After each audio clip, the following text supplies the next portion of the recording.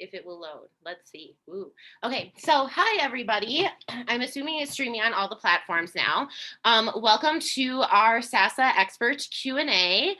Today we'll be talking about Spartans, myth and reality, led by Ben Truska, Dr. Ellie Bennett, Dr. Erik Jellyman, and Edward Rowson. And so the last three people that I said are from Immortals Reenactment Group, who have already came on for an expert Q&A with us, and they're co-hosting this today.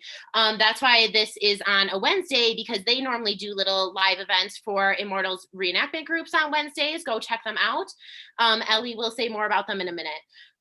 So just really quick, I'll go through our usual live event protocols and stuff. So what is SASA? SASA stands for Save Ancient Studies Alliance.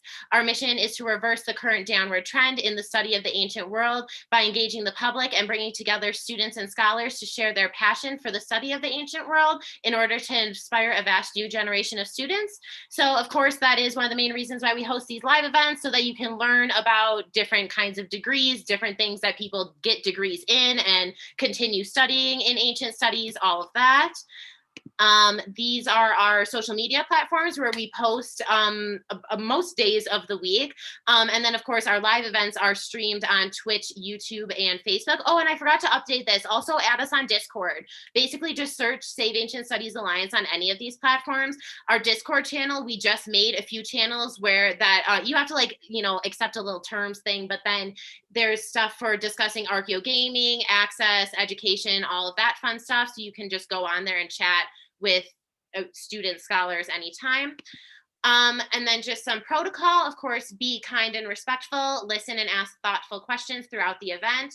Please be patient with technology and those administering it. We almost always have something go wrong with technology, so bear with us. SASA live events are live streamed on Twitch, YouTube, and Facebook.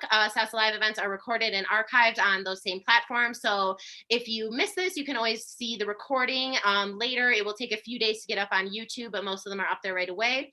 And then of course, have fun, and then thank you for joining us, and check out saveancientstudies.org. That is our website. So now I'm going to hand it over to Ellie to talk a little bit about Immortals Reenactment Group, and then jump into the Q&A. So thank you guys all for coming. Okay, hi everyone. So I'm just going to share my screen myself in this world of always sharing screens now. So it's really nice being back with SASA live events again. We are Immortals Reenactment, and we're going to be co-hosting today's live Ask an Expert event. We are a reenactment group that's based in the UK, so SASA is truly international. And our reenactment group focuses on recreating the history of Achaemenid Persia. So that's from 553 to 330 BCE, roughly. And myself, Erik, and Edward, we are the committee of the group. I'm the chair, Erik is the treasurer, and Edward's the secretary. And together we've been reenacting for about 27 years. So just a brief rundown of what is reenactment. It's where we all go into a field and pretend to hit each other. It's a really great way of engaging with history. And we really try to bring military history particularly to life.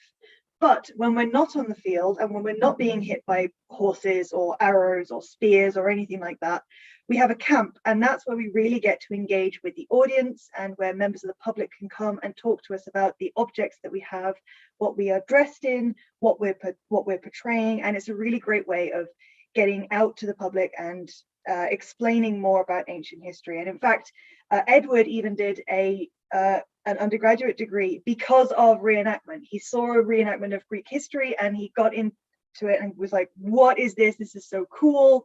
And ended up pursuing it to an undergraduate degree. And he's going to be talking about that a bit today, which is really exciting. So the reason why we reenact Achaemenid Persia is it's a really underrepresented period and culture in the UK in terms of battle reenactments. And we kind of got a bit frustrated with how the Greco-Persian War was portrayed. And this is something that we're going to be touching on today, I think, of how people have misconceptions about the ancient world.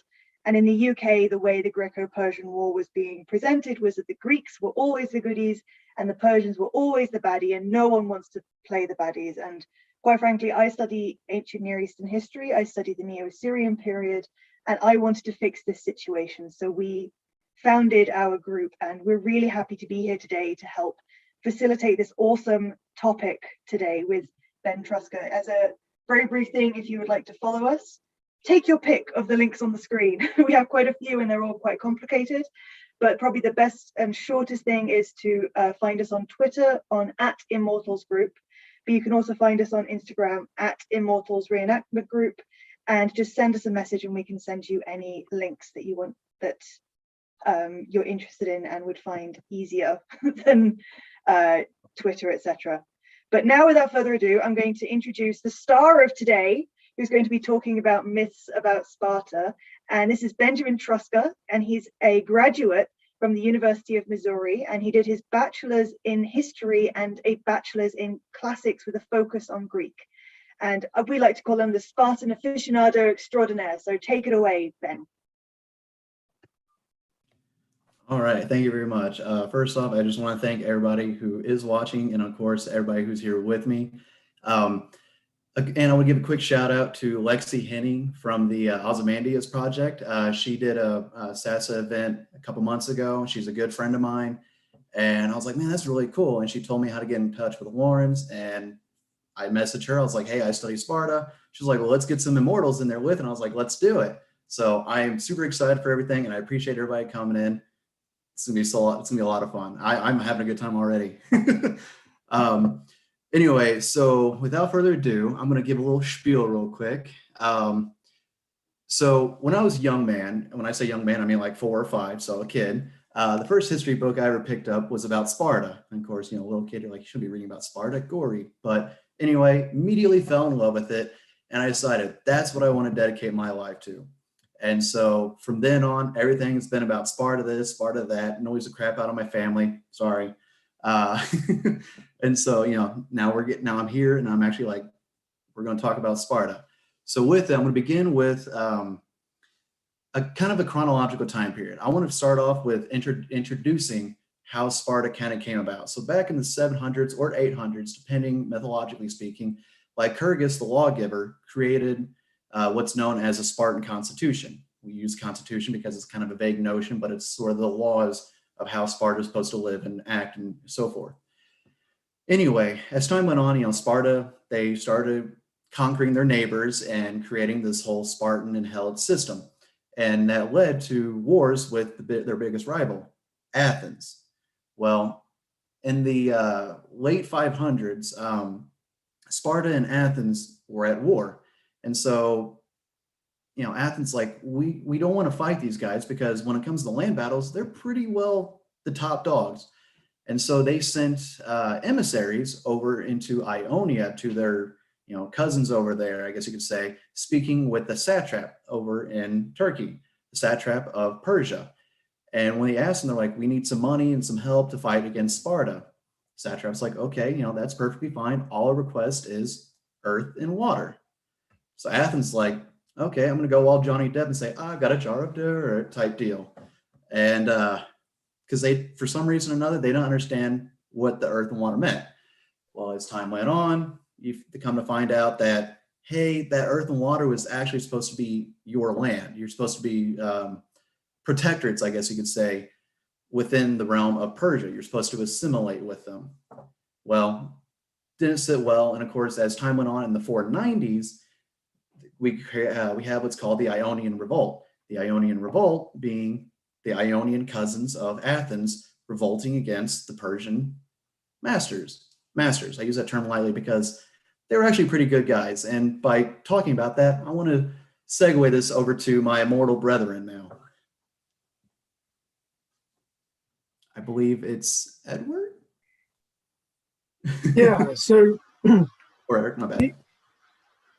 If you read into the Ionian Revolt only lightly, it makes it seem like the Ionians were these Greek cousins under this tyrannical rule and were encouraged to rebel by what you might call sort of not quite Greek nationalists, but sort of like cultural enthusiasts for sort of Greek home rule in Ionia, and tried to throw off the rule of the Persians. What is often left out is that the Ionian revolt would not have existed without a ridiculous amount of Athenian and Euboean cash. Huge amounts of cash and material poured into the region to foment this rebellion. Not to mention that the beginning of the rebellion, depending on which story you believe, was either due to taxation rates or was and the declining economic situation in Ionia, or was due to the existing local leader put in power by the Persians, who was also Greek, failing to deliver on a conquering, I think it was Naxos. Yes, Naxos. He was given a couple of years and a large amount of men and material to do it by the satrap of Lydia and failed.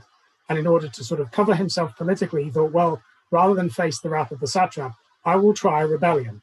Then I won't have to face justice because he won't be my boss anymore. And ultimately, that failed.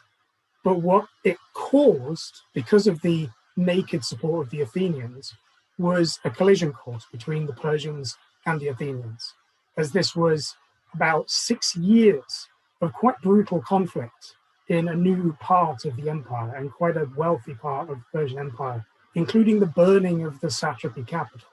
So this was a direct insult to the Persians on the part of the Athenians, really. And so it's sort of no wonder then that you see Darius building up forces to go and invade mainland Greece. Because as far as he had seen it, the Athenians had promised earth and water and were now meddling in internal Persian affairs. So just really quickly, Erik, can you introduce yourself? And can you also explain what you're wearing? Because you've just appeared on the screen. And I'm sure people would like to understand what on earth you're wearing and why someone's just stepped out of history to talk to them. So I am the treasurer of Immortals. I'm not actually a historian. I'm just a long-term or long-suffering reenactor. I mean, I've been reenacting now for, I think it's about 10 years. And I've been doing the Greco-Persian period for maybe about 5 or 6. And so I have just a great amount of enthusiasm for this time period. And so what I'm wearing, so this is my Corinthian helmet. It's not the best, but I do love it because it's mine. It's got this sort of this ear shape, which Ben will probably tell you at great length is more Peloponnesian War era. But it's actually quite difficult to get hold of a variety of sort of different types of helmets for this period. It's not commonly reenacted. And what I'm wearing on my body is often called a Linothorax. There are a couple of other names depending on how nerdy you want to be about military history of the hoplites, but it's commonly known as a Linothorax. And there's a debate over the materials. Mine in particular is made out of leather with brass scaling on it. There's bronze sheeting again. No one really uses bronze anymore. So I've opted for brass as my copper alloy. And I've done all the fittings and cut all the plates myself, done all the paint work. And I'm also wearing a chiton underneath, but you can't quite see that. Sorry, you got me enthusiastic, so I dove right into it. Oh, sorry. Ellie, were you going to go? No, I think I was just going to pop in and say, please, anyone who is watching, please feel free to send in questions as and when they pop into your heads. And we'll read them out and we will answer them as soon as they come in through to us. So if you have something, just shove them into the chat function and we will answer them as best we can. So I'm going to kind of, while we're waiting for questions stuff, I'm going to continue with a little chronological order. So I'm going to step away from Persia just for a second, and I'm going to go back to Sparta. So as I mentioned before, Sparta had conquered its neighbors, namely their neighbors in Messenia, or the Messenians, however you want to pronounce it. So these poor people, they were conquered by the Spartans because the Spartans and their society under the laws of Lycurgus, sorry, I just saw a message. Under the laws of Lycurgus, they were supposed to be 100% full-time soldiers. I mean, these guys were essentially the very first professional soldiers. Obviously, that might be up for debate, depending on, and stuff like that. But from my knowledge, they were. War was their life 24/7. Anyway, so they needed somebody to make their crafts, make their food, basically make their bed, stuff like that. So what do? They have neighbors. They're going to go conquer them. And they did. And after a couple years of war, Sparta emerged victorious. And basically, once they took over Messenia, they had the Peloponnese. And in doing so, they put the people under subjugation, under a slave society, where they would cook, clean, do all sorts of the chores and stuff like that, probably get whipped or something of that nature. Not a great lifestyle. So the Spartans weren't necessarily the nicest guys, but they were pretty cool warriors. Horrible people, cool warriors. Anyway, so the Helots, like that's what they ended up being called afterwards. The Helots were state-owned slaves. They weren't necessarily private-owned slaves, but state. So kind of like and I loathe to use this term, but like a chattel slavery, where you were Messenian, you were a Helot, anybody can come up and say, do this for me, do that for me. And you just had to. Otherwise, you could theoretically be killed on the spot. But when it comes to the Helots, my new friend, Edward, well, this might sound weird, but loves them. He loves them a lot, and he knows a lot about them. So, Edward, would you like to discuss what life was like for the Spartan Helots, or anything that, be great? Yeah, certainly. So just very briefly, by ways of introduction, I'm Edward. As said, I'm not a doctor, unlike my two fellow colleagues from Immortals, but I did do my undergraduate in ancient history and archaeology, and I sort of really specialized into Helot culture in Sparta. My dissertation was on how the Helots essentially influenced, either indirectly or directly, the majority of Spartan sort of decisions and policies throughout mainly the 5th century. Looking into it, it's sorry, messages are popping up for me as well. In terms of what Helot is, there's two derisions for what it comes from. So immediately, as Ben said, there's the idea that they are these so-called chattel slaves. And the name Helot can come from one of two places. Thucydides says it comes from the capture of Helos, which was one of the major cities on the Peloponnese that was conquered by the Spartans, and then their people were taken and enslaved. Or it's ideally also thought to be a direct translation from the Greek of the captured ones. So essentially, the word Helot, whichever way you look at it, is going to be someone who is wholly sort of enslaved. As Ben touched on, it's essentially illegal for the Spartans to hold any other position apart from in combat. And so that leaves the Helots and, to a large extent, the Perioikoi, so the about dwellers who weren't full Spartans, but they lived in the area around in the Peloponnese to produce most of their tasks. When Lycurgus forms Sparta, he actually divides Sparta up into 7,000 holds of land, which he then is worked by the Helots. And the major importance of that is each Spartan, to be part of the military, has to contribute to the Systacia, or the mess. Essentially, you'd have to rock up and you'd have to give your own amount of food to be able to be part of this communal military gathering, and to not contribute to the mess is for you to be cast out of essentially Spartan society.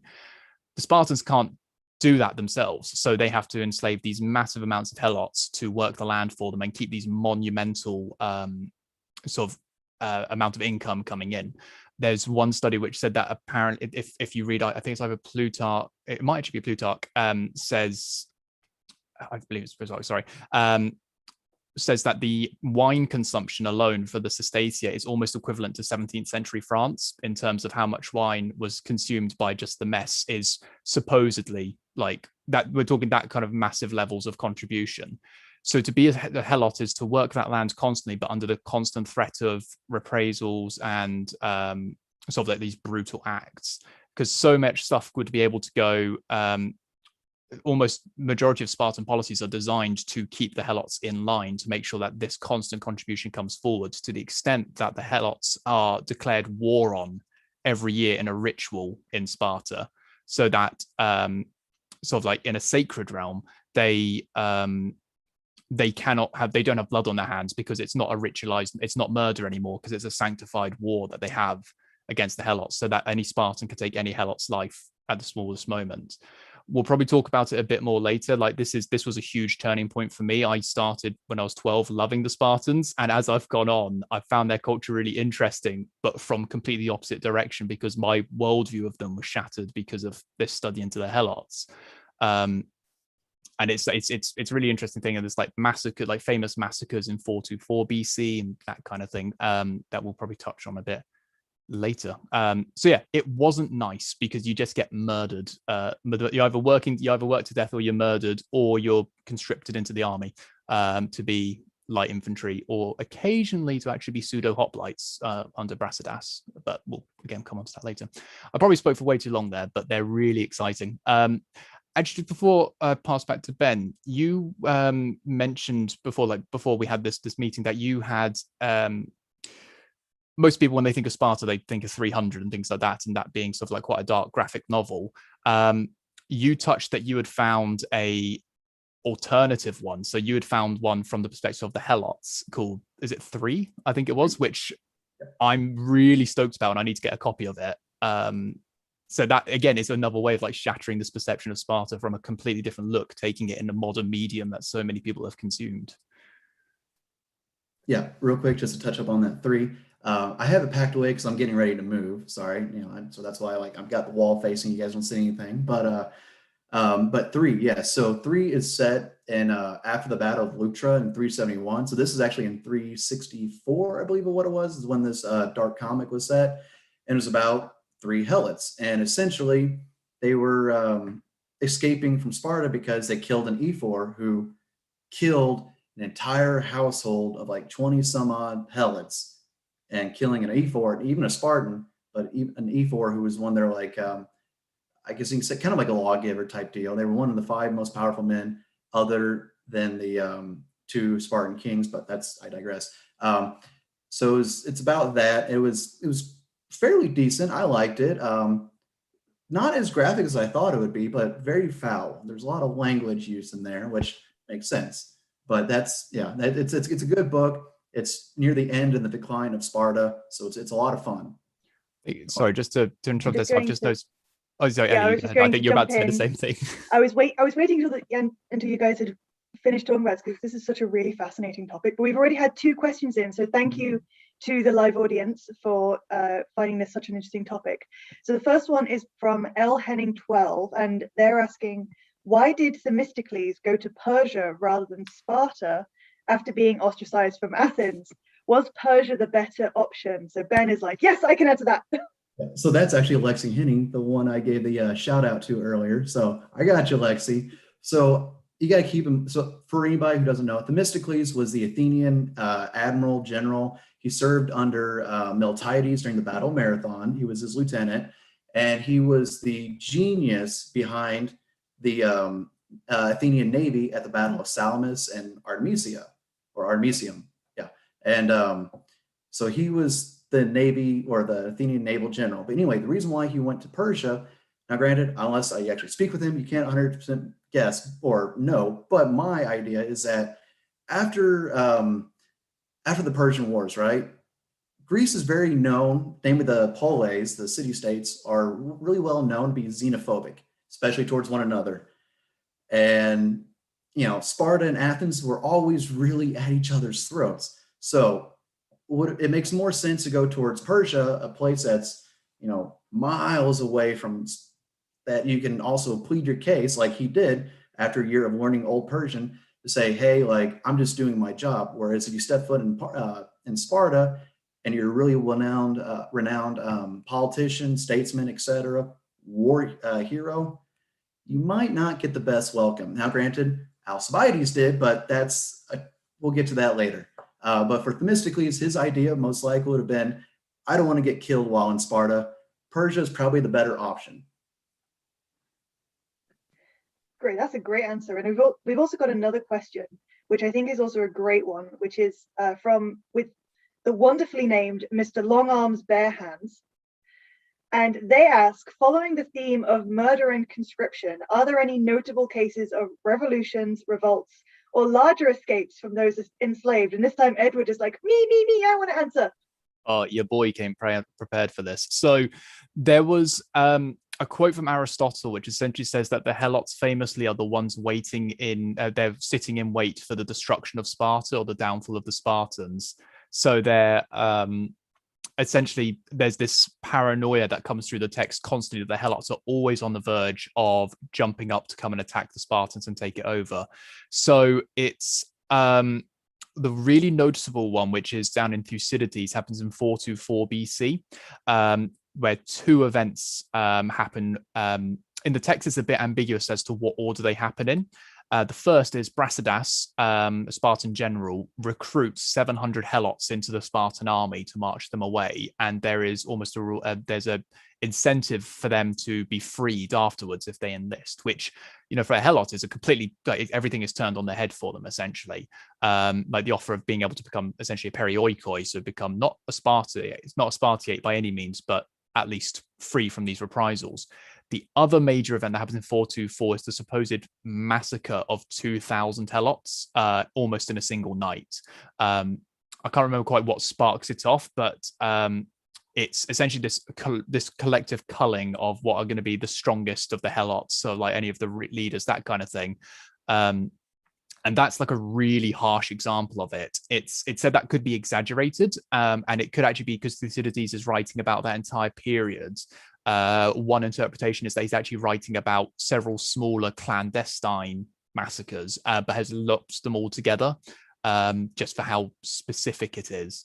But it's said that that massacre of the 2000 is carried out by, we'll probably touch on it in a bit, the Crypteia, which is sometimes thought of as the Spartan secret police. Essentially, they were sort of young, strong Spartans who would go out into the Helot communities, and they would, on a regular basis, sometimes as part of their training, murder the strongest Helots to essentially make sure that if anyone was getting too big for their boots, if they were organizing, that kind of thing, they were just removed immediately. And it was like this secret organization that may or may not have existed that went and sort of took them out. The only other noticeable one is there was a great earthquake, and I'm really embarrassed that I can't remember what the date was, but famously there is a massive earthquake that hit Sparta in the latter half of the 5th century BC, which leads to this humongous Helot revolt. And to the extent where Sparta doesn't actually go to fight wars that particular season, doesn't go and join in these large conflicts that are happening sort of further integrates into Attica and sort of Corinth area, because they are spending all that time keeping the Helots down. They're having to now repress the servile population that has taken their chance to rise up against them. I think that's it. There's more awesome stuff that happens with the Spartans, like reacting to the Helots in their military, which is a really cool topic that I want to touch on a bit later. I don't think it quite fits into that question, but Ben. Yeah, so I know there's getting ready to be a question that comes up here in a second, but I do want to move on real quick and hit and like touch up on what Edward just mentioned. On the next point that I want to discuss was the appropriate term for Spartans. Some people like to call them in modern days warmongers. I, however, feel the more appropriate term is fearmongers. So going back to the chronological period. So after the Ionian Revolt, right? In 490 BCE, we have what's the Battle of Marathon. And, you know, for anybody who doesn't know, the Battle of Marathon is when 26 miles away from Athens, the Persian army under the rule of King Darius shows up at Marathons, getting ready to try and conquer Greece because they want their earth and water. Athens sends a messenger, Pheidippides, and I'll get to him a little bit too as well. Pheidippides to Sparta saying, hey, we need help. You know, these guys are coming to conquer us.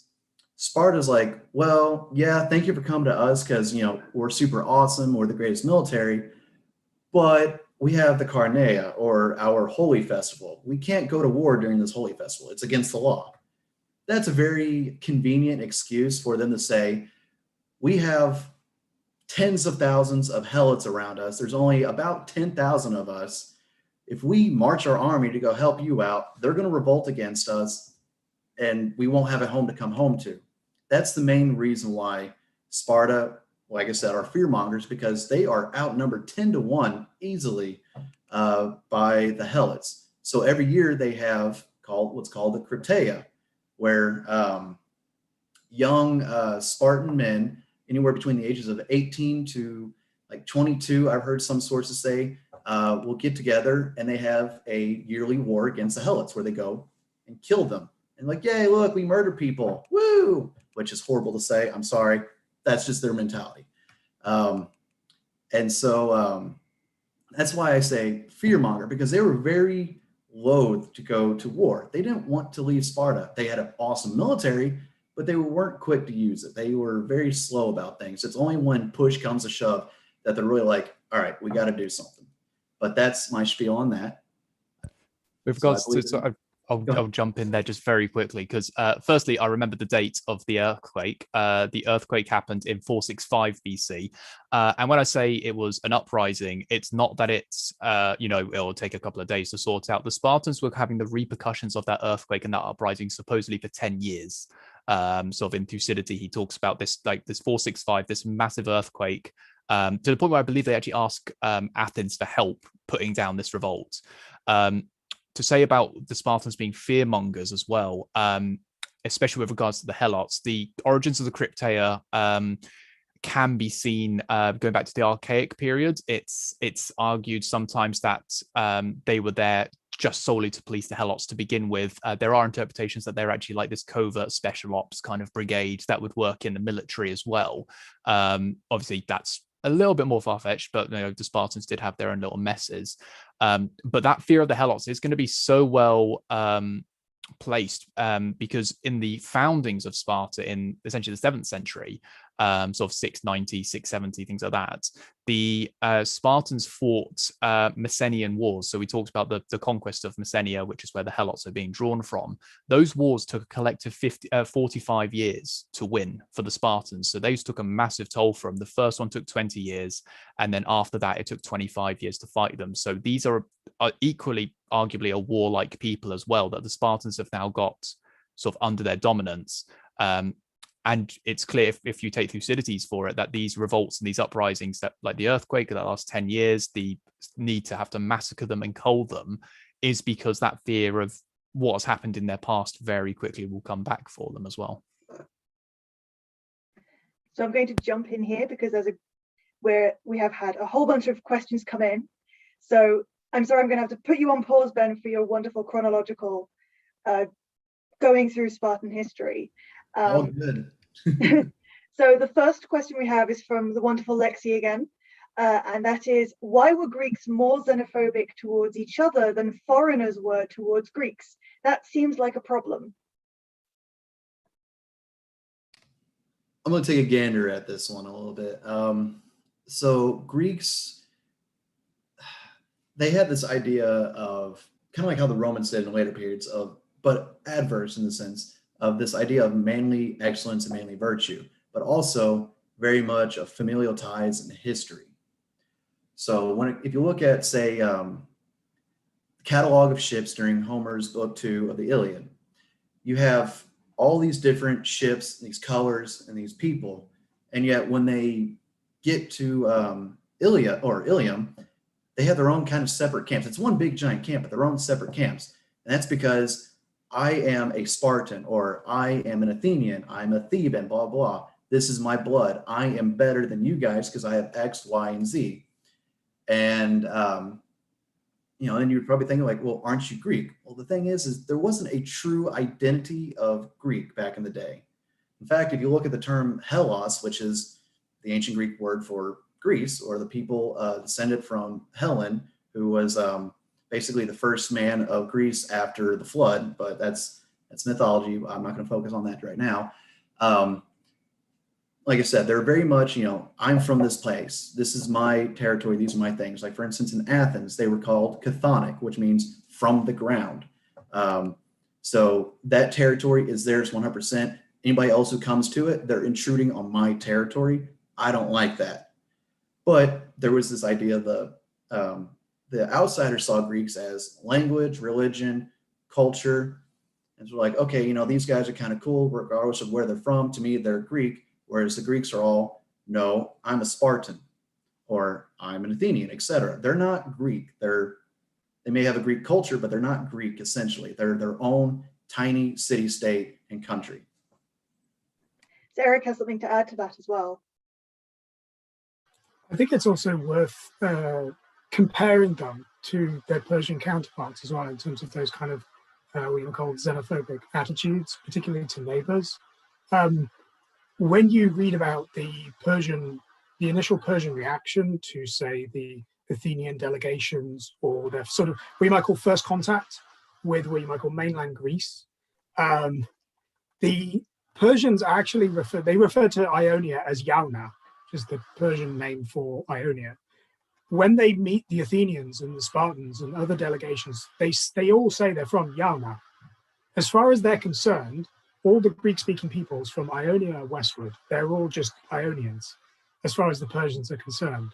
So they don't even understand the disagreements, the historical disagreements between the different Greek polis, because the attitude that they've sort of brought with them from their culture and from the cultures in the Near East is from nations that have experienced much larger empires covering much larger areas, even containing multiple cities. So this idea of being sort of xenophobic towards an opposing city is an attitude that's it's not been around in that part of the Near East for a long, long time. Whereas in Greece, this is sort of it's a very alien culture to them. And so if they're going to be xenophobic to, say, the Athenians, they're just going to be xenophobic to the Ionians or Yauna, if they're going to hate anyone, because they don't see any difference between them. There's this sort of cultural ignorance in that exchange.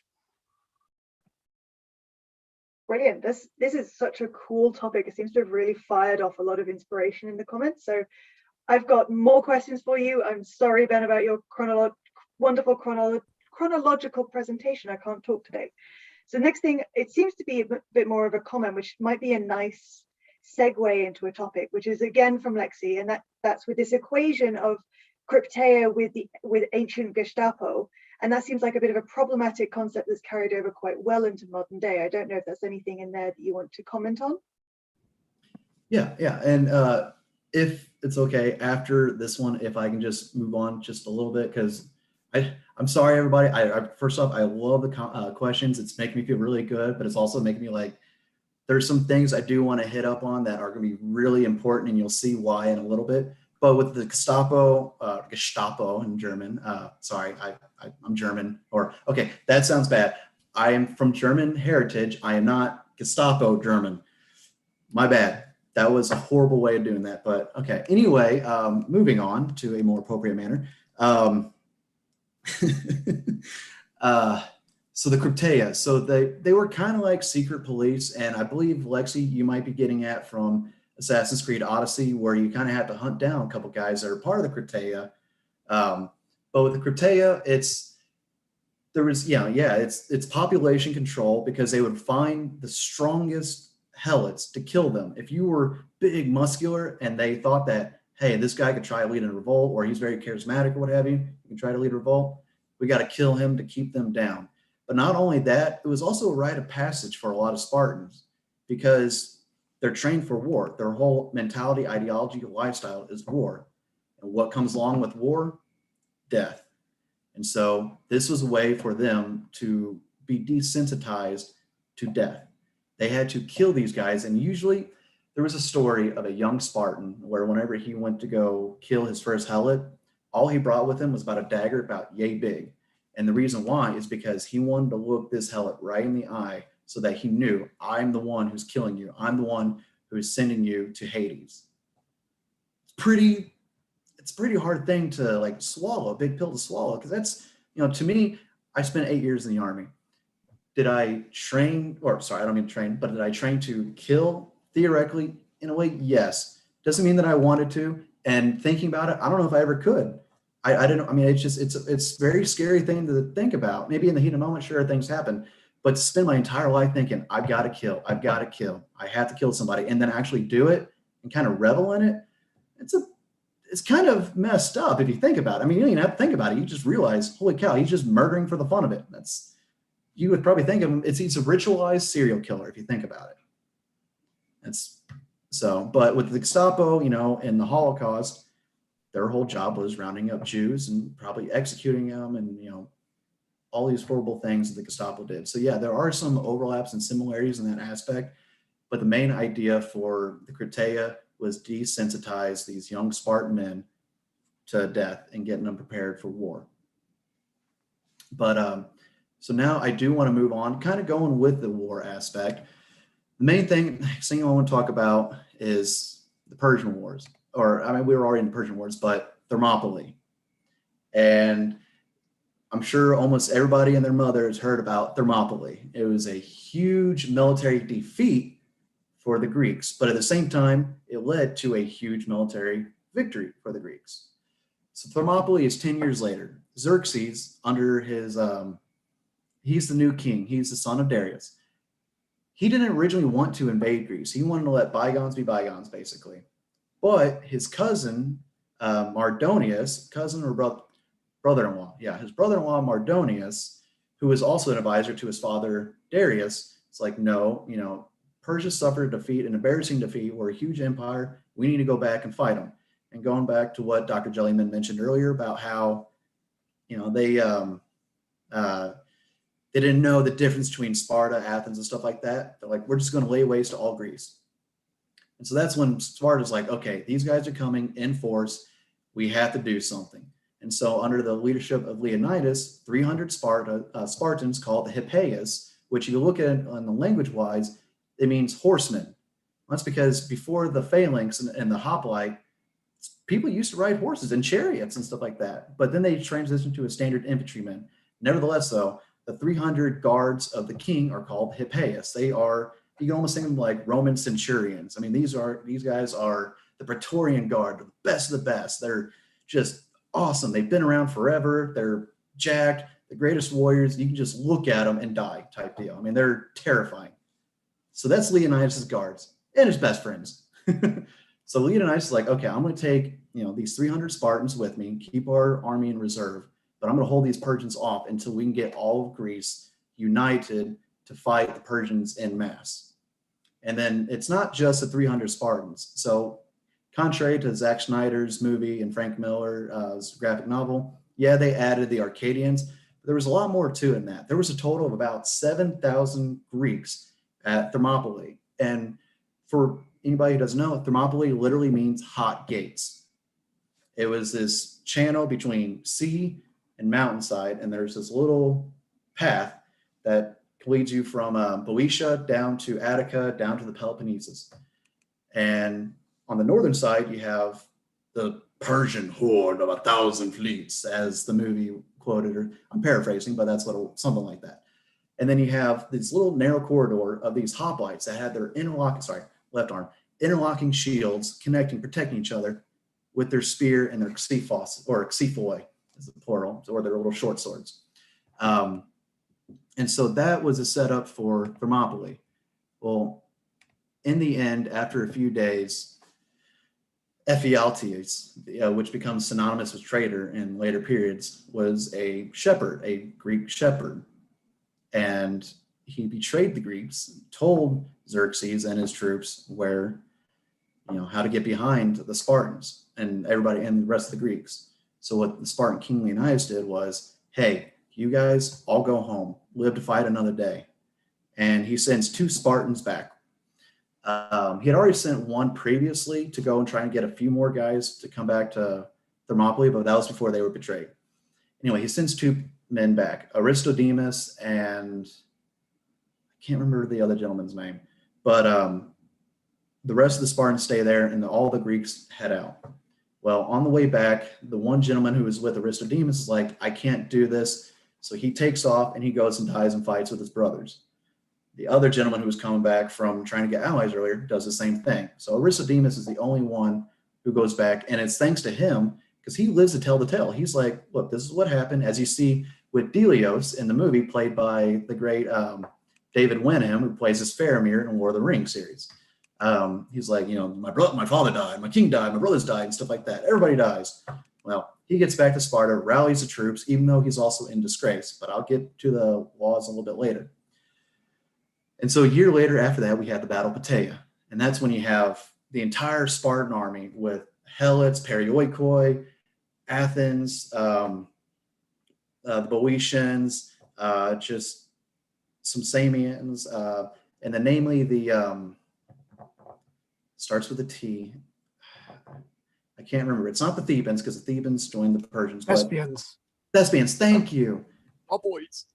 Yeah, and these groups, they fight at the Battle of Plataea, and that's when Sparta wins, but that's when Persia is utterly defeated and they retreat back to Persia. Now, you're probably wondering, Ben, why did you just go through all that detail so quick when there's so much more you can talk about? Well, time constraints, but also there's some things everybody talks about Thermopylae all the time. You see it in the movies, you see it in documentaries. There's more to Sparta than just Thermopylae. But what's significant about Thermopylae is that Sparta was already well renowned, but that just skyrockets their popularity because a king, a Spartan king, sacrificed his life with his closest men to save Greece. And so in that aspect, Sparta used that to basically make a lot of Greece indebted to them because their reply was, well, our king died for you. Now with that, because of Thermopylae, we have a lot of things that come out about it. In the modern US military and Western military, we have a lot of practices that are very similar to kind of how things went down in Thermopylae, aside from everybody dying. And I'm going to actually I'm doing a screen share. If I can screen share, how do I do this? There's supposed to be a drop-down menu. I'm not technologically savvy. I know I should be, but I'm an old man, so. There should be a green button at the bottom of your screen that says share screen. Yeah. Hey, cool. All right. So we're going to get to some modern interpretations and themes about that come out from Sparta, especially Thermopylae. So as you can see right here, I've got a lot of things that are Spartan. If you look in the top left, you will see Alexios, who's one of the playable characters in Assassin's Creed Odyssey. If you look at him, he's wearing different variations of armor. The one on the right is called the legendary Spartan armor. Alexios is also the grandson of Leonidas. So again, you get that little 300 theme backing into it. The top middle is called, that's actually from here in Columbia, Missouri. They're the Battle High Spartans. Battle was actually the last name of the lady who founded the school. So the fact that they're called Battle Spartans, I think it's really interesting and cool how that happens, just neat little coincidence. If you look at the top right, that is the logo for the U.S. Military Academy at West Point. So even though they're called the Black Knights, their emblem, it's a Corinthian helmet. And that's a throwback to the Spartans, not just any Greek with a Corinthian helmet, but namely the Spartans that sacrificed their lives at Thermopylae. If you look down in the bottom left, you have an image that's part of it's a shirt decal from Grunt Style Apparel. It's a veteran community that created their own clothing apparel that showcase a Corinthian helmet. And if you look at a lot of their things, they quote Molon Labe, which again, I'll touch up in a little bit. If you look down in the center bottom, you'll see Michigan State University. They are called the Spartans. Wonder why. And if you look at the bottom right, you'll get one of my favorite video games characters, Sierra 117, Master Chief of the United Space Naval Command or something like that. Master Chief John. That's his name is John. He's called a Spartan. And when he was going through his training, if you ever read the book by Erik Nyland called The Fall of Reach, you'll see they're actually called the Spartans, and they talk about Thermopylae time and time again. And they spend their lives kind of emulating how to be a Spartan, but with advanced armor and weaponry. So I'm going to take a quick break on that in case there are some questions. I know there's a bunch of questions actually. So Dr. Bennett, would you care, please?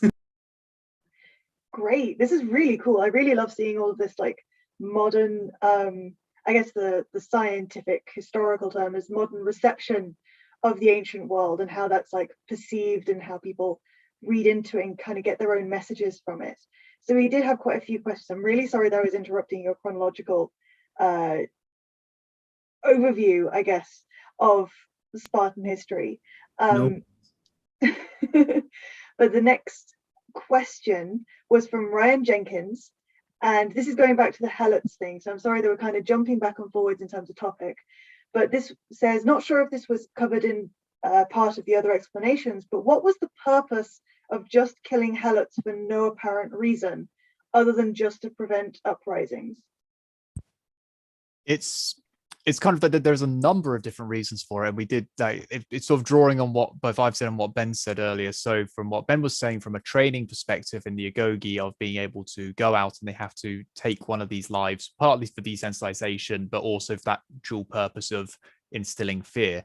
The main way I would look at it with the killing of the Helots, as you said, so was there any other reasons? So the only other reason is training, is population control, possibly, such as like with the Massacre of the 2000. But for the most part, it is fear. That's what is the main takeaway I have with the Spartans when it comes to the Helots. And the act of being able to like just knowing that they will very easily be able to just snuff out a life just like that. Like the second you show any kind of dissidence, anything like that, you just disappear in the night and are never seen again.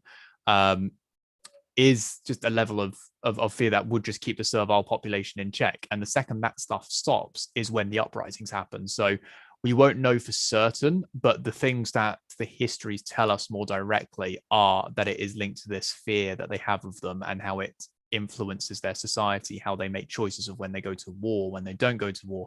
Their military equipment is changed specifically to stop the Helots from using it against them, which is my favorite tidbit from Spartan history. The fact that, again, very quick sidebar, Ben was saying about Thermopylae have obviously got the aspis, the shields, so these humongous shields, which is like the heart of Spartan society. Like in Plutarch's sayings, there's obviously the famous quote of the Spartan mother preparing her son for war, saying, "With this or on this, so come home, be victorious, holding your shield or dead on it."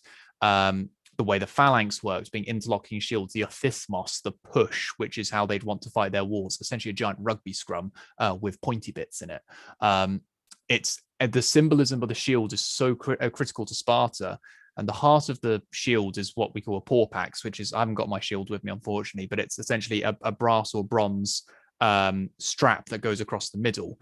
All Greek aspides are made that way. They're sort of drilled, pinned in place. There are finds, though, that show, and bits in the histories, that the Spartans had sprung ones. So they weren't secured in place. So like bronze, it's a very strong material and you could squeeze it and it's malleable, which is how you can get greaves made and things like that. And it's said that the Spartans, before they fell asleep on a campaign, all the Spartan warriors would take the porpax off of the shield to stop them from being able to be used by the Helots in a revolt. So the Helots could never use their shields against them. All the spears are brought inside of the tents. All the spears are brought inside of the camp, that kind of thing. So the very essence of being a Spartan revolving around this shield and this military lifestyle, and the one piece of arms which symbolizes the Spartans above all else, is directly attributed to, like, a key change to it. The thing that literally makes it work has been changed by the Helots. So the fear that's through there and the massacre of the Helots and the way it adapts it is the main thing that really comes through in the text. There may have been other reasons, but I can't, like, that's my main takeaway from it. And Ben wants to add to that as well. Yes. So Edward, you mentioned about the aspis and everything like that. And I almost forgot about it, and I'm glad you actually mentioned that. So like I mentioned earlier with the aspis, they're interlocking shields. But what's really interesting is, these Spartan recruits and everything, they're being raised together. They sleep together, they fight together, they literally fight each other while they're learning to fight, and they train and stuff like that. But there's a symbol of camaraderie. And, as a guy who was in the military, the men and women I served with are family. As horrible as we may have treated each other with jokes and stuff like that, picking on each other, but we fought and we trained and we became a family. Well, there's a fun story about that, actually, and that during the Battle of Thermopylae, the night before, I guess you could say, the massacre of Spartans, at that last day of battle, the Persians saw something that just absolutely terrified them. I mean, it scared them unbelievably, and that's because they looked over at the Spartan camp and they saw them grooming each other. These men were oiling each other up. They were, putting on perfumes, brushing each other's hair. And actually, that's the reason why I did my hair up like I did a little bit today, is because I'm a conophile. I love Sparta. I try to kind of emulate it in everyday life with, the beard and the hair and stuff like that. I actually was going to wear a red shirt, but pre-pandemic Ben was a lot smaller than post-pandemic Ben. And so, they were grooming each other, putting flowers in each other's hair, massaging each other, and just, high fives, woo, go Sparta, this is awesome. And the Persians like, what in the world is going on? Why are they doing that? Why they're going to die? And that's the exact reason why they were doing it. They were grooming themselves for whenever they would cross the river Styx and pay their tokens and what have you to Charon. They were preparing themselves to greet them, and they were getting themselves prepared to go to the Elysium Fields, Tartarus, wherever in Hades. They were making sure that they died in their best dress, and it terrified the immortals. So, yeah, go ahead. No, I was literally just going to say, like, I was going to bring it back to the shield, but I don't want to suddenly come onto it if it comes into your discussion later, Ben. Just very quickly, are you touching on Pylos and the loss of Sphacteria, the Battle of Sphacteria at all? Yes. Yeah, cool. I will hold off then. near like I think it's like my last couple slides or in talking points is about that. Yeah. That's fine. I'll be quiet then. Well, I'll jump in then, because there's another great question, which was from another amazingly named person called Gregor the Soviet Meat Hammer, which is top marks for names, guys, and usernames. And they ask, what were the attitudes between the Spartans and the Perioikoi? And where did the Perioikoi fit into the Spartan founding? Yeah, so Edward, if you don't mind me taking this one real quick. I know I've been talking a lot, guys. Yeah, go on, and I'll allow it. So the Perioikoi were the people that weren't full Spartan citizens, but they weren't the Helot slaves. They were your craftsmen. The Perioikoi were the ones that made the bronze armor, made the weapons, and they were free people. They can come and go as they please. They were loyal to Sparta because that's where they're from. That was their nature. That was their territory. So the Perioikoi, when Sparta was getting ready to take over the Messenians, right? Perioikoi were these people that were towards the eastern Peloponnesus that were already allies of Sparta. They've been a long time allies because they were almost like kin type deal. Not quite, but they were around. They had been friends, they had been allies, and they helped each other out.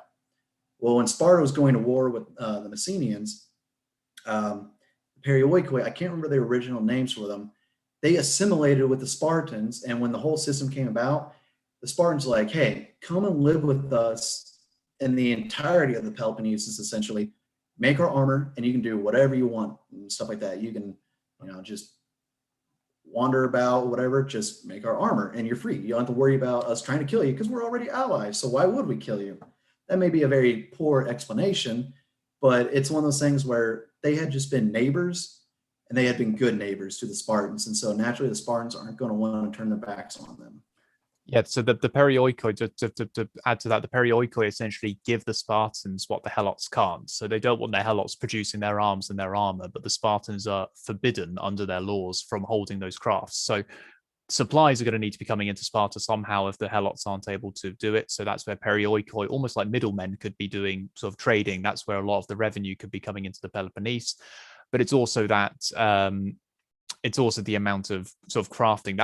There's their primary function. And the word Perioikoi is sort of, the word itself is derived up into two pieces, which is around and dwelling. So essentially their entire name is, so whilst the Spartiates, what you call Spartiate is someone who lived around Sparta in modern, what do we call, Lacedaemonians, etc.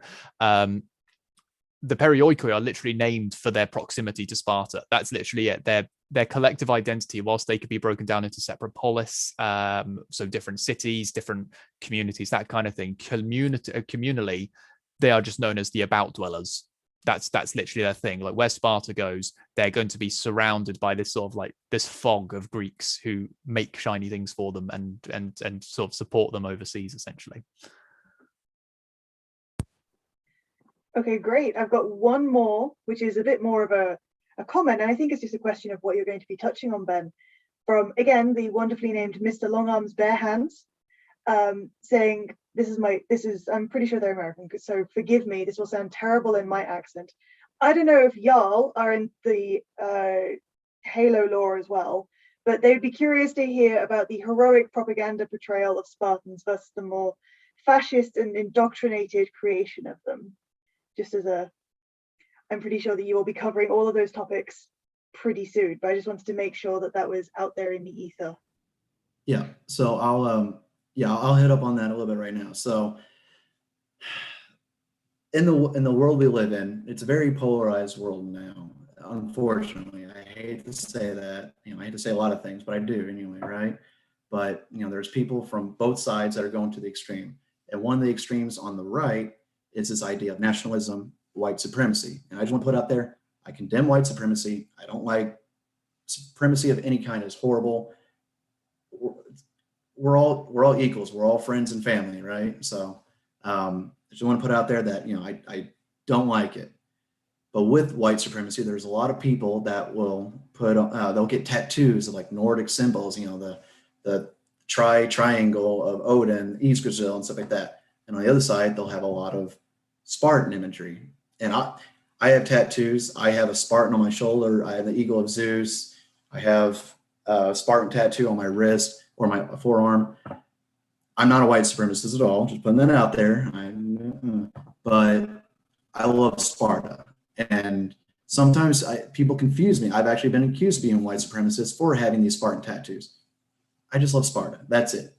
But the far right has taken this imagery of nationalism. We're better than you, whites, and military and stuff like that.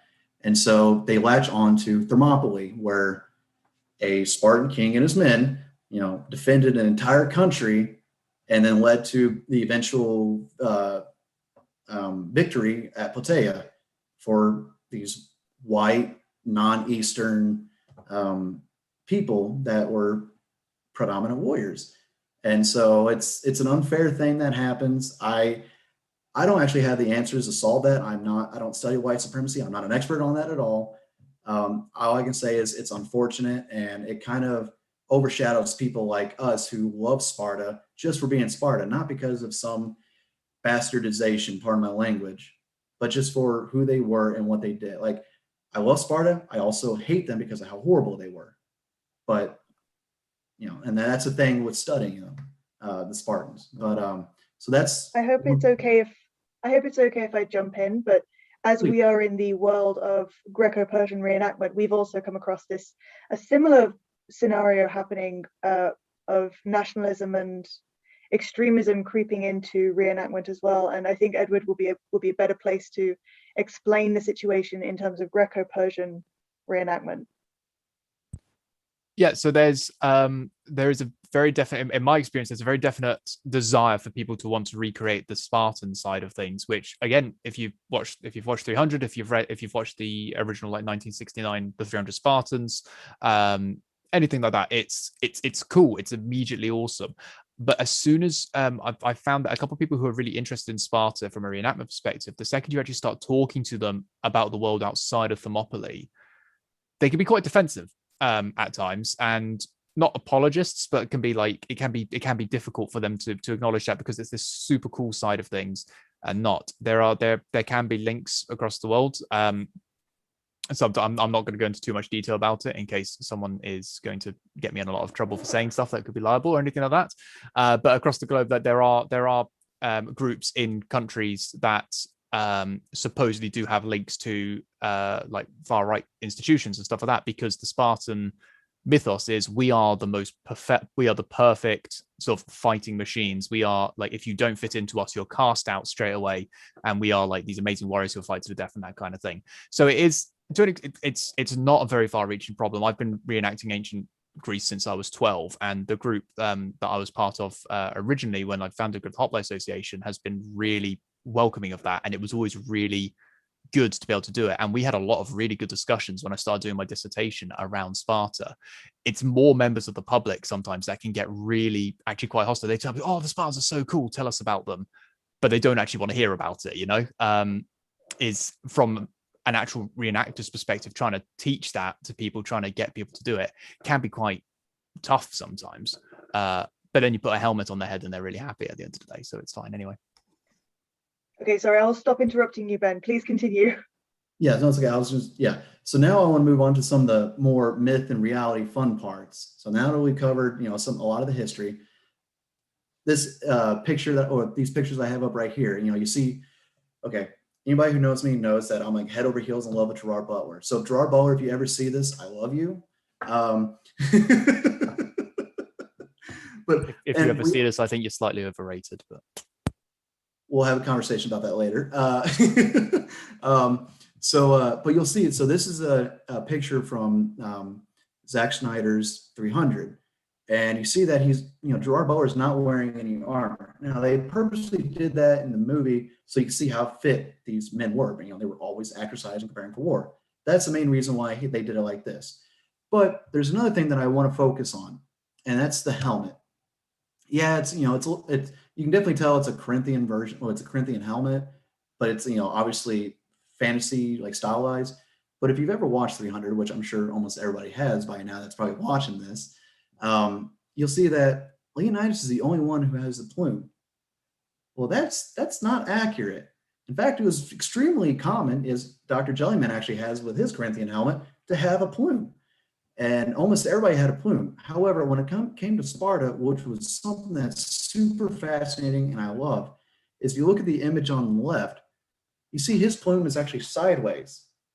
And that's because this gentleman on the left, he's what's called a promachos, or basically like a war leader, the man who's up front, the front man fighter type deal. So he's basically your general for the Spartans. And the reason why his is side to side is because, move over here, you have the modern military phalanx, essentially. The guys on the far right, as you'll see in the bottom picture, the sergeant, everybody's looking at him. He's one who's keeping everybody in the straight line. So that plume right here is so that whenever they're in battle, the younger troops, they can look to the right. And if they only see, that small section like this right here, they know they're in a straight line. But if they see it turned a little bit, they know they either have to move forward or backwards a little bit. And that has affected the modern US military and the Western military, is that the person on the far right in our formations is the senior most person. They're as we call, there are squad leaders, our sergeants, or section sergeants, what have you. They're the head honchos. And so whenever we're in formation, we have to look over, make sure we're not too far ahead or behind or what have you. And if you look at the picture on the top right, you'll see, so the 739th MRBC, that was my unit whenever I was in the Army. And if you look in the center, right behind the three rows back, you'll see a guy who's got his head tilted a little bit like he's not supposed to. Yeah, that's me. I was having a little fun with it, and I got chewed out afterwards for not standing up straight and for also smiling, but oh well. And then going back to this picture, if you look on the right, you'll see these guys aren't in armor. So the Spartans obviously wore armor, but that's mainly during the high classical period. After the Peloponnesian War, when the numbers of the Spartans started dying out and they only had hundreds as opposed to a couple thousand or a few thousand, armor wasn't as needed type deal. They need to be a little bit more agile. They need to be quicker and stuff like that. And it's expensive stuff. It costs a lot to be part of the Sustaion and to be a full-fledged Spartiate. And so if you have to sacrifice your armor, well, so be it. As long as you have your shield and your shield and spear. I'm left-handed, that's why I keep getting backwards. Your shield and your spear, you're okay. And they also adopted the Helots helmet, and that's so they can see and hear better. Because if you look at the Corinthian helmet, your vision, actually, Dr. Jellyman, would you be willing to put your helmet back on real quick for me, please? I think that would be a problem with if you share your screen. So if you can very quickly stop sharing your screen, Ben, so that people can actually see Erik in more detail. Thank you, Dr. Bennett. I appreciate that. So if y'all will go, y'all see, I'm from the South as well, so I say y'all. So when you said that earlier, I was like, yeah. So if y'all look and see Dr. Jellyman, Dr. Jellyman, would you mind tilting your head to the side, please? And also maybe speaking so that people can actually see you as well, because of the way the program works, I think. Oh goodness. Oh yes, there'll be a priority image. So yeah, this is very, very snug. But yeah, if I turn to the side, you can see this one actually has a cutout, so I can hear better. Yeah. Lawrence just said that we can see everyone now, so that's fantastic. Thank you. So yeah, so it has that cut there, and that's a later invention of the Corinthian helmet around the Peloponnesian War. So that's a very dead giveaway, is so they can hear it. If you look at some images, and if I'm going to go back to my screen share real quick. So you can't quite tell, but if you look at Gerard Butler's ear, it's more of a V shape, like a flange. That's because that is a Persian War era of the helmet. So you can't hear as well like this than you can like that. And then, of course, as time went on, the POS helmet, again, just something to cover your top knot. I was going to say, to add on to that, the helmets are something that's really interesting. Unfortunately, mine is in the loft and it's not shiny at all, and it's a lovely bronze one. Mine is what's considered a Corinthian A helmet, is what it's called. It's one of the earlier examples. It's bronze. It's got actually fairly big eye holes. It does have a crest on it, so it makes me look about 7.5 foot when I wear it. But the cheek pieces come down really far below my chin. And there are fines because the helmets would be made specifically to the man. All the armor would be. Outside of Sparta, in Greece and around Greece, say in Athens, anything like that, the people wearing the most armor are the rich. They are the super rich, and they are in the front line fighting because they're showing that they can afford it. They're wearing greaves. You know, at the end of the day, not everyone's going to be carrying a sword, even if it's the short ziphoi or the copius or the copius. It's going to be difficult for them. So when the Pylos helmet starts coming along, and the helmet Erik's wearing is sometimes called an Italo-Corinthian helmet, with one of the finds being found over on the Italian peninsula, it does become more open, and then you can see the evolution going through to, say, the Macedonians, things like that. They end up having very open-faced helmets, sort of hinged cheek pieces. The Athenians have an Attic-style helmet, which has some similarities to the Roman style, you know, like the hinged cheek pieces of the Gallia helmet. You also have ones like the Illyrian helmet, which has essentially got a rectangle cut out of the face, and it's just cheek pieces. But when it comes to the Pylos and things like that, the Peloponnesian War is this massive amping up of conflict across Greece. It's no longer a ritual conflict of everyone fighting once a season, something like that.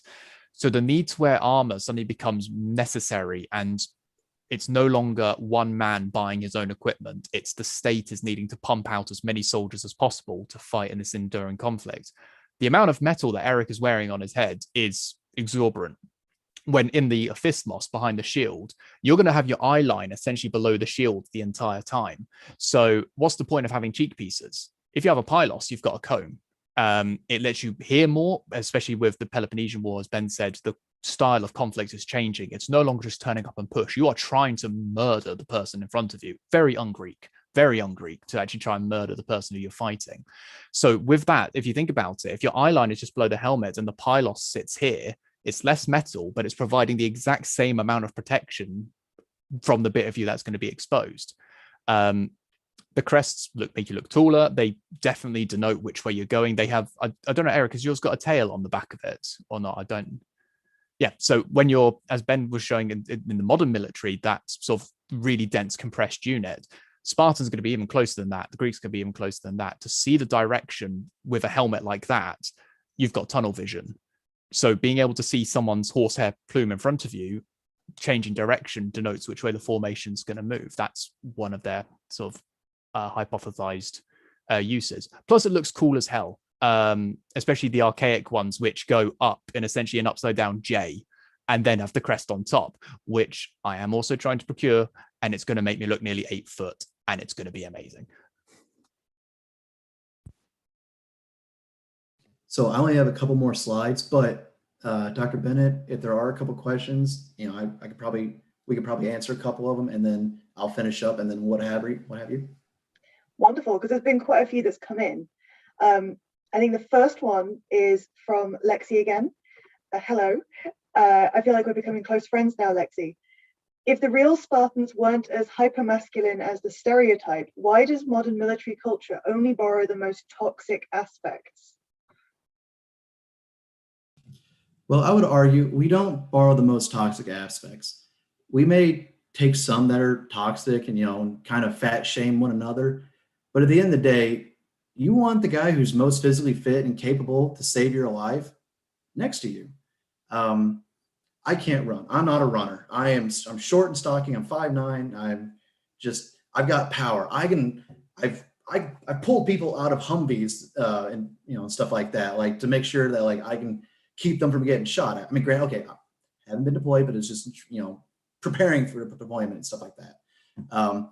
So you want to be like super physical, and that's how the Spartans were too. They wanted the guys that are extremely fit, that are going to carry all this weight, but also are going to have a really good thrust when they go to kill somebody. And in doing so, training and being with people 24/7, yeah, you're going to have some teasing and hazing, like, look, I'm skinnier than you are, I'm more fit than you are, haha, you're fat. And that's to help keep each other, honest, I guess you could say. It's not necessarily the nicest way of doing it, but it's a way of doing it. And if you're ever around a bunch of guys, like I don't know, I imagine Dr. Jellyman and Erik probably agree with this. A bunch of guys, we make a lot of stupid and silly jokes, and we poke fun at each other all the time. Things that a lot of people are like, that is super cruel, but it's actually in good fun. Sometimes you're correct. Erik is very mean. You're correct. Yeah. Yeah. So, I mean, sometimes you go a little far and you're like, hey, that's not cool. But it's to help keep each other honest. And it's a weird, twisted way of doing it. But for Sparta, it really worked. And actually, one quick little shout out to Lexi again, this image I have up right now, the center picture, I actually have that flag because Lexi gave it to me as a gift. So thank you.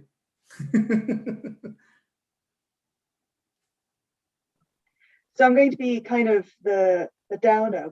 We've got just under 15 minutes left. So to the audience, please keep on sending in your questions. These are really great. And I really hope we actually are able to answer all of them. And if not, then I'm sure that we can answer them in some kind of Immortals and SASA co-hosted venture on various social media as well. But this has been great so far. There are loads more questions. So I hope you don't mind, Ben, with another one of how do we educate people in the military about their unintentional misappropriation of Spartan symbols? And that's from Haddles 77. Yes, so that's a great question. And I think what it boils down to is, as Edward mentioned earlier, telling them the real history, the real lifestyle and stuff, right? Lifestyle of the Spartans. Teach them about the Helets.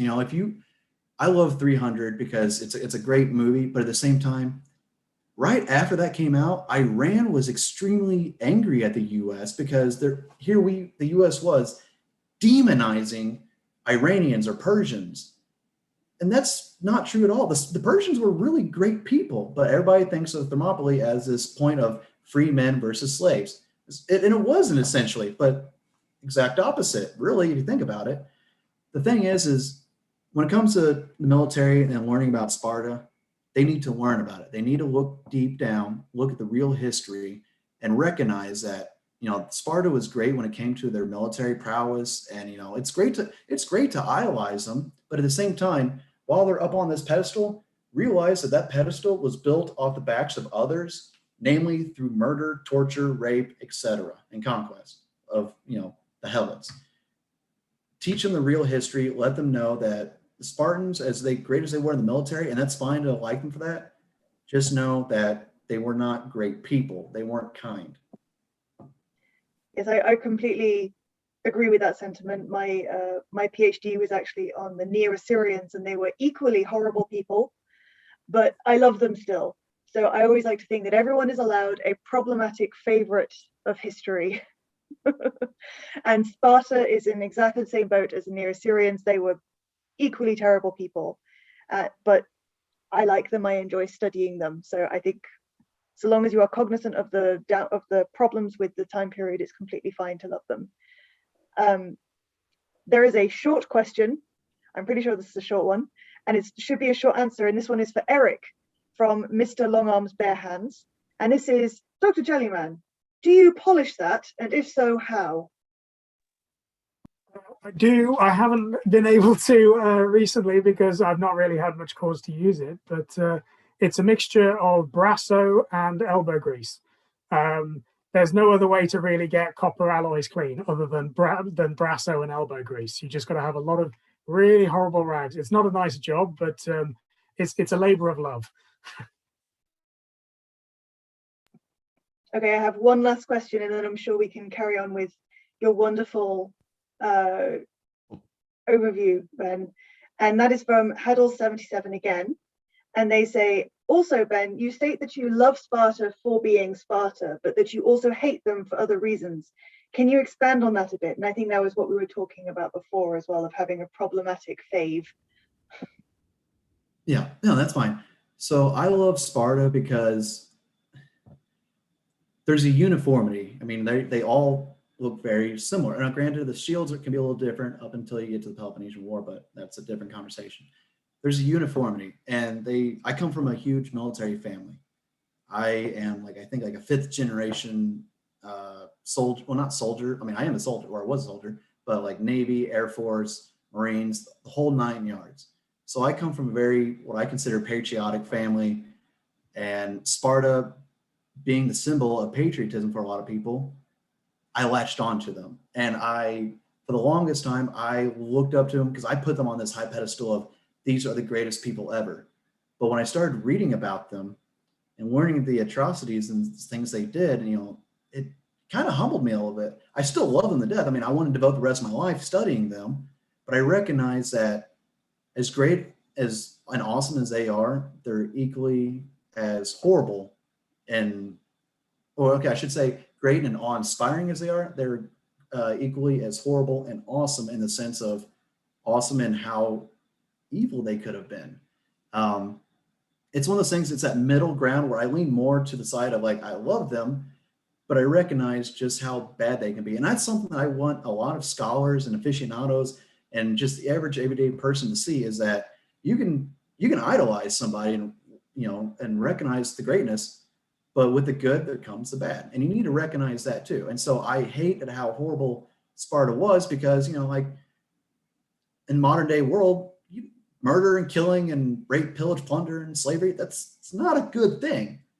I can't change the past, but I can learn from it, and I can study it and appreciate the good things they did while also criticizing the bad things they did, if that makes sense. I know it's still kind of vague. It's just recognizing both sides of the coin. I favor one side more than the other, but I still recognize it.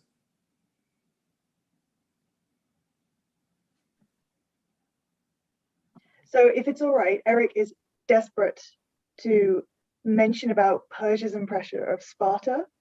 So I don't know how much time you have left, Ben. Are you willing to let Erik have the floor for a few minutes? Yeah, I just have one slide after this, and it's a quick thing, really. So I'll go. Okay. It's quite short, but it's really relevant to the idea of looking back and actually reading about Sparta and the Spartans.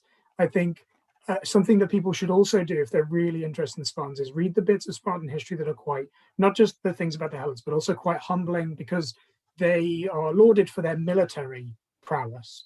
But it's worth reading about when they failed, when the Spartans, because there's a lot that makes the Spartans unique, and that is worth, that makes them stand out, certainly. There's also a lot of the things that make them very similar in the way they operated to a lot of their neighbors, in terms of their contemporaries. So, at the end of the Greco-Persian Wars, as far as the Persians were concerned, they killed the Spartan king, they destroyed Athens, they subjugated a large portion of that part of the world and exacted tribute from them, and went back sort of 80%, 80% mission accomplished, was sort of their sort of attitude. It's they didn't completely get all their objectives. And so as far as they were concerned, they mostly beat the Spartans. They at least got one military victory against them. And then when you look later in terms of their interactions, Spartans actually, during the Peloponnesian War, sought Persian money and aid. So when you look at the sort of Spartan behavior during the Peloponnesian War, they behaved towards the Persians like all of their contemporary states. Here is this big empire that could help us, both militarily, financially. They are not so unique that they are completely anomalous to their period. There's actually a lot more about them that is in common with their neighbors and even the Persians in the way they operate than you might think set them apart. And I think that's also really interesting.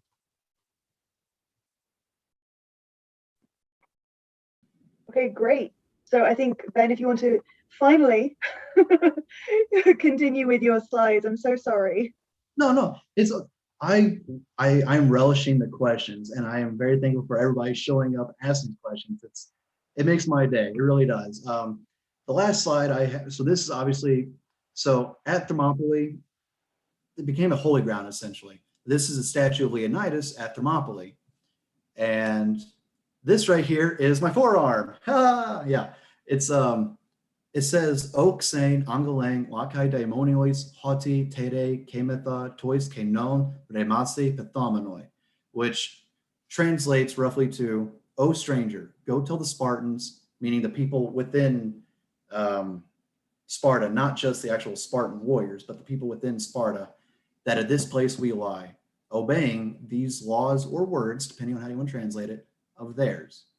Now, the reason why I put this up there is because, again, like, I love Sparta, and I just thought it was a fun quote. It's the Epitaph of Simonides. Simonides was not a Spartan. He was not Doric. Well, he may have spoken Doric Greek. I can't remember. Anyway, sorry, that's philology. So Simonides was he was a poet. He was an orator and stuff like that. He made this, which is now actually at Thermopylae added on a plaque to commemorate the Spartans. And the other Greeks did recognize how fanciful and fantastic it was for a Greek king to die for other city-states. And so this was basically his way of thanking the Spartans for their sacrifice. And while there were other Greeks that were there too and stuff, because the Spartans sacrificed a king, it was this way of saying thank you, essentially. But that's the last slide I have, but I do want to touch up on what Dr. Jellyman was mentioning, and actually what Edward mentioned earlier about the Battle of Spectira/Pylos. This is a conversation, a heated topic that for the last 5 minutes would be great, and I get arguments with people all the time about this. So everybody's like, that thinks they know anything about Spartan history, they're like, "Oh, they weren't that great. Look what happened in Spectira and Pylos." Here's the setting. The Spartans, with their allies and stuff, are about 400 in number. They're on a beach. They're surrounded by ocean on one side and the Athenians on the other side. The Athenians are in the thousands, like depending on who you talk to or ask, 2,000 to 8,000 Athenians at the end of this battle. Cleon of Sparta, who was Cleon of Athens was a demagogue. Nobody liked him, but to ensure he kept his, public office and stuff, he led the Athenians at Spectira. And in doing so, he brought with him I think it was about 2,000 peltasts, which were people that throw spears. After a few days, actually it was about 20 days or so, the Spartans are like, "Ceasefire, just let us send people to Sparta and ask them what we should do." Because in Spartan law and the Constitution, they don't surrender, they don't retreat. That's not what they're supposed to do. So here they are trapped on an island, thirsty, hungry, baking in the sun, especially in all that bronze armor. They're dying, literally dying, not by necessarily being stabbed or whatever, but just by the elements. And they can't fight back because they know they'll get massacred. And so they send, people to Sparta, ask them what they should do. And reply back was, I'm paraphrasing, but "do what you will, just do not embarrass or dishonor yourself or us." And so they're like, okay. So they met with Cleon and there was a surrender. But what's really interesting is because this is how prideful the Spartans were, and I love it. Whenever you surrender to an army, you don't get to keep your weapons or your armor or anything like that. You're usually in chains or something like that. No, not the Spartans. Plutarch says that someone threw down their shields and stuff like that. Other authors say that the Spartans were so prideful and proud and arrogant, they held onto their shields and their spears, and they walked alongside the Athenians back to Athens, where they were hostages for 4 years, but hostages that got to keep their weapons. And that, to me, is like the coolest thing, because it's a big screw you, Athens. You may have won, but we're doing our thing. We still have our honor. You don't. You just had more numbers. But that's what I wanted to point out. I believe Edward, yes? I do. I love Spectria and I love Pylos, and I'm sure we can have an excellent argument about it. I'll be as brief as I can. Obviously, I tend to bring everything back to the Helots, and surprisingly, there you can draw a link between them. When the Spartans are shield, we have a shield which is in one of, I can't remember which museum in Greece, which is embossed with writing saying it was taken from the Spartans. And supposedly these shields, if they were taken from them, were displayed on the walls of Athens, showing the Spartans are not invincible. The Spartans, and their image took a massive hit. The Battle of Spectria and the fall of Pylos was in 425 BC. Thucydides says the massacre of 2,000 Helots happens in 424 BC. It happens within months of it. So again, this is going back into fear and things like that. But the disarming and this Spartan, we're talking about myths today. It's the whole thing, like the idea of the Spartans, this mythology that they have. One way of looking at it is that the Spartans take such a massive hit to their street cred, essentially, to this indomitable, unbeatable force, that degrades trust in them. It degrades their image, their ferocity and stuff like that. The Helots supposedly always waiting for that moment when they can strike against the Helots, and they come and massacre them as a preemptive strike in the following months when they realize that their credentials are being thrown into question, that kind of thing. The shield being massively symbolic, being taken, saying in Plutarch, things like that, it's huge. So this is why Sparta is so interesting. Whether or not you like them or not, it's the Spartans are these like absolute lads who will just take their spears and shields even when they're surrendering, or they've dishonored themselves and are massively trying to sort out their situation at home because of it. Sparta is such an interesting topic because you can look at it from both ways. The evidence is there. To very quickly address a question that I just saw pop up in the chat, sorry, Ellie, to take your job. There's a question about what sources to use, what primary sources. It's correct in the question. There is sorry, I'm getting messages saying lads, and because my friends are watching. Most of the evidence is technically Athenian sources, but a lot of it's Roman. Plutarch is obviously a Roman writing for that period, and the Romans have their own interest in the Spartans. If you're really interested in it, you've got to look at it with a critical eye.